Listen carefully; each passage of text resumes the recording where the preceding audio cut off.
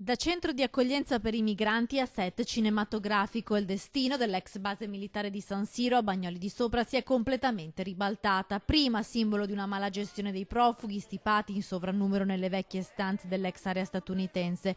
Ora quegli alloggi verranno sistemati e utilizzati per una serie TV diretta dal premio Oscar a Luca Guadagnino, prodotta dall'americana HBO e da Sky. Finalmente abbiamo portato nel territorio una realizzazione di un qualcosa che andrà a livello internazionale proprio per dare lustro al nostro paese, che ne abbiamo effettivamente molto bisogno. Quindi da un hub, un centro di malagestione, ecco, da una ingerenza statale forte, invece a una ripresa della nostra realtà e anche ripresa della nostra immagine. Le riprese inizieranno tra un paio di settimane. Impossibile riprendere i lavori che sono in corso per sistemare l'area. Tutto è top secret, ma qualche dettaglio sulla trama della miniserie è trapelato. La storia racconterà di due adolescenti americani in una base militare in Italia. Tutti credono sia una coppia, ma in realtà il ragazzo di 14 anni avrà una relazione romantica con un soldato più grande.